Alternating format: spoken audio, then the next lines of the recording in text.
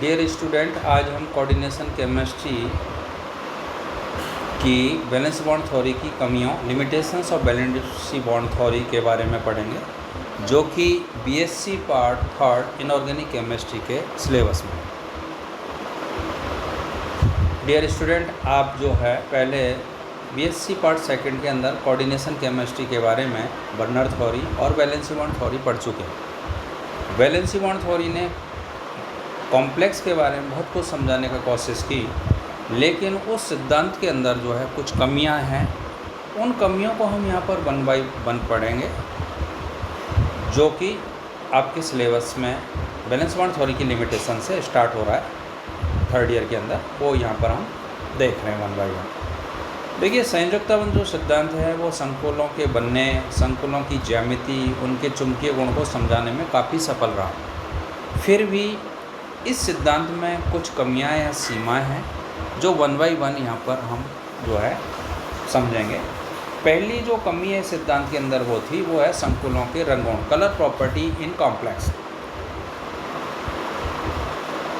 अधिकांश संकर्ण धातुओं के जो कॉम्प्लेक्स है वो सॉल्यूशंस के अंदर कलर प्रॉपर्टी में होते हैं या रंगीन आयन मुक्त करते हैं, या अधिकांश संकर्ण धातु आयन जो है वो कलर्ड होते हैं, रंगीन पाए जाते हैं, जिसकी व्याख्या संयोजकता बंध सिद्धांत नहीं कर पाया, जो इस सिद्धांत की सबसे बड़ी कमजोरी है, कमी है। मतलब इसके ये सिद्धांत जो है, किसी कॉम्प्लेक्स में कलर होता है तो क्यों होता है, कलर्ड होता है तो क्यों होता है, नहीं होता तो क्यों नहीं होता, और कलर भी अलग अलग होते हैं। और उसमें एक जो वर्ड आता है वो है कलर स्पेक्ट्रा। इस कलर स्पेक्ट्रा के बारे में ये सिद्धांत कुछ भी नहीं कहता, इसलिए कलर जो संकुलों के जो रंग गुण हैं ये सिद्धांत की बहुत बड़ी कमजोरी थी। नेक्स्ट जो है यहाँ पर है, नेक्स्ट जो यहाँ पर हम ले रहे हैं, देखिए, जब हमने वैलेंसी बॉन्ड थ्योरी पढ़ी थी, उस वैलेंसी बॉन्ड थ्योरी के अंदर जो है मोस्टली ऑक्टाहेड्रल कॉम्प्लेक्स में हमने देखा था कि जो है उनमें दो प्रकार के हाइब्रिडाइजेशन हुआ था। D2sp3 ऑक्टाहेड्रल कॉम्प्लेक्स में D2sp3 और sp3D2। D2sp3 वाले जो कॉम्प्लेक्स थे उसको हमने इनर ऑर्बिटल कॉम्प्लेक्स कहा था, और जिनमें sp3D2 संकरण हुआ था उन्हें हमें आउटर ऑर्बिटल कॉम्प्लेक्स हमने कहा था वहाँ पर। तो कभी इनर ऑर्बिटल कॉम्प्लेक्स बनेगा, कभी आउटर ऑर्बिटल कॉम्प्लेक्स बनेगा, जबकि उसमें मेटल सेम, मेटल की ऑक्सीडेशन स्टेट सेम, कॉम्प्लेक्स का कोऑर्डिनेशन का नंबर सेम, और मेटल की जो है और जो है उसकी स्ट्रक्चर सेम। फिर भी कभी इनर ऑर्बिटल कॉम्प्लेक्स बनते हैं और कभी आउटर ऑर्बिटल कॉम्प्लेक्स बनते हैं। तो इस चीज़ को वैलेंसी बॉन्ड थ्योरी यहाँ पर जो है स्पष्ट रूप से नहीं समझा पाई, जो कि इसकी सेकेंड ड्रॉबैक है, सबसे बड़ी ड्रॉबैक। तो यहाँ पर हम इसको समझेंगे। देखिए, जो समान आकृति रखने वाले संकुलों में चुंबकीय गुणों की व्याख्या करने के लिए संयोजकता बंध सिद्धांत ने कभी आंतरिक n-1d कक्षक और कभी बाह्य n-d कक्षकों का संकरण में उपयोग किया, जिससे आंतरिक कक्षक संकुल और बाह्य कक्षक संकुल का निर्माण होता है, जिसकी व्याख्या यह सिद्धांत नहीं कर पाया। ऐसा क्यों हो रहा है, इसको ये नहीं समझा। इसके लिए हम यहाँ पर एग्जांपल्स ले रहे हैं FeCN का होल 6 और कोऑर्डिनेशन स्फीयर के ऊपर 4-, और दूसरा यहाँ पर कॉम्प्लेक्स हम ले रहे हैं FeH2 का होल 6 और कोऑर्डिनेशन स्फीयर के ऊपर +2 कॉम्प्लेक्स। देखिए, इन दोनों ही कॉम्प्लेक्स में Fe+2 धातु जो है धातु आयन है, और इस Fe+2 धातु आयन के साथ में एक में Cn- लिगेंड जुड़ा है, दूसरे में H2O लिगेंड जुड़ा है। जब हम Fe+2 धातु आयन के साथ में 6 Cn- लिगेंड जोड़ते हैं, तो इस Fe+2 धातु आयन की 3D कक्षक में जो 6 इलेक्ट्रॉन है उनकी पेयरिंग हो जाती है, जिसके परिणाम स्वरूप इस कॉम्प्लेक्स के अंदर जो है D2sp3 संकरण होता है, जैसा कि यहाँ नोट्स में दिखा रखा है। D2sp3 संकरण हो रहा है यहाँ पर। इट मीन्स इसमें 3D कक्षक भाग लेती है, और इसी वजह से इस कॉम्प्लेक्स को हम बोलते हैं आंतरिक कक्षक संकुल। अगर हम यहाँ पर इस Fe+2 धातु आयन के साथ में, यदि हम इस Fe+2 धातु आयन के साथ में हम जो है H2O लिगेंड जोड़ते हैं, तो Fe+2 धातु आयन की 3D कक्षक में इलेक्ट्रॉन का युग्मन नहीं होता। इट मीन्स 3D कक्षक में जो 6 इलेक्ट्रॉन वो एज सच रहते हैं, और इस कंडीशंस में क्या होता है कि जब ये कॉम्प्लेक्स बनता है तो इस कॉम्प्लेक्स में 4D कक्षक भाग लेती है। इट मीन्स इस संकुल के अंदर sp3d2 संकरण होता है, sp3d2 संकरण होता है, जिससे ये कॉम्प्लेक्स जो बनता है वो कहलाता है बाह्य कक्षक संकुल, आउटर ऑर्बिटल कॉम्प्लेक्स, जो कि यहाँ नोट्स में दिखा रखा है। तो ऐसा भाई दोनों कॉम्प्लेक्स के अंदर हम देख रहे हैं कि दोनों कॉम्प्लेक्स में Fe+2 धातु सेम है। जब एक से हमने Cn- लिगेंड जोड़ा है, दूसरे से H2O लिगेंड जोड़ा है। Cn- जब लिगेंड जोड़ते हैं तो 3D कक्षक में इलेक्ट्रॉन का युग्मन हो रहा है, और जब H2O लिगेंड जोड़ते हैं तो जो है उसमें 3D कक्षक में इलेक्ट्रॉन का युग्मन नहीं हो रहा। It means inner orbital complex और आउटर ऑर्बिटल कॉम्प्लेक्स या लो स्पिन और हाई स्पिन कॉम्प्लेक्स बनते हैं।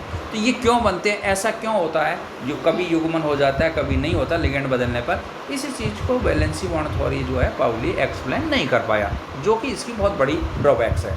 नेक्स्ट इस थ्योरी की, जो वैलेंस बॉन्ड थ्योरी की नेक्स्ट ड्रॉबैक थी, संकुलों में चुंबकीय गुण और ज्यामिति, मैग्नेटिक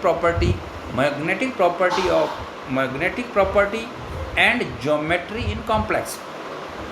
देखिए, विभिन्न संकुलों की चुंबकीय के आघूर्ण के मान को मात्रात्मक व्याख्या इस सिद्धांत के आधार पर नहीं की जा सकती। इस सिद्धांत के पास इस प्रश्न का कोई जवाब नहीं है कि एक ही धनायन समान संख्या में जब विभिन्न लिगेंडों से संकुल बनता है तो उनकी ज्यामिति भिन्न भिन्न क्यों हो जाती है। इसके बारे में इसके पास, जैसे हम यहाँ पर इसके उसको समझने के लिए देखिए, मैं मात्रात्मक चुंबकीय आघूर्ण के मानों की बात की थी मैंने, और ज्यामिति एक ही प्रकार का दो प्रकार, मतलब एक कॉम्प्लेक्स है और दूसरा कॉम्प्लेक्स है, दोनों में धातु सेम है लेकिन लिगेंड डिफर है, हाइब्रिडाइजेशन अलग होगा तो स्ट्रक्चर भी उसकी अलग होती। तो मात्रात्मक चुंबकीय आघूर्ण की मात्रात्मक जो है व्याख्या का सेंस यहाँ पर यह है कि इस वैलेंस बॉन्ड थ्योरी से जो कॉम्प्लेक्सों में मैग्नेटिक मोमेंट के जो मान निकाले गए, वो मान जो है टेंटेटिव मान थे, एक्यूरेट मान नहीं थे। वो एक रफली सैद्धांतिक रूप से तो बात सही है, लेकिन वो प्रैक्टिकल वैल्यू के समथिंग नहीं थे, तो इसके वो ये एक्सप्लेन नहीं कर पाया।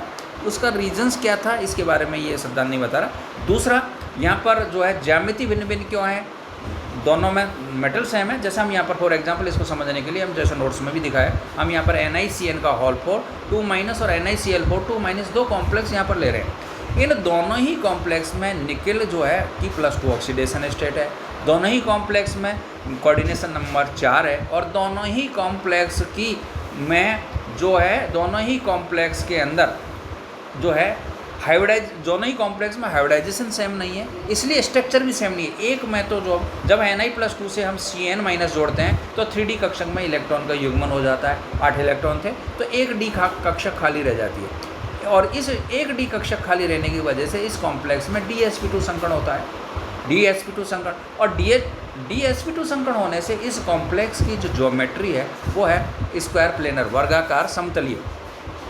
डेटो हम यहाँ पर NiCl4 बड़ा कोष्टक के ऊपर -2 ये कॉम्प्लेक्स जब लेते हैं तो इस कॉम्प्लेक्स में Ni+2 के साथ में जब 4 Cl- लिगेंड जोड़ते हैं तो इसमें 3D कक्षक में इलेक्ट्रॉन का युग्मन नहीं होता। इट मीन्स 3D कक्षक खाली नहीं होती, इसलिए इस कॉम्प्लेक्स में जो हाइब्रिडाइजेशन है वो होता है sp3, और sp3 संकरण होने की वजह से इसमें इसकी जो शेप है वो टेट्राहेड्रल चतुष्फल की है।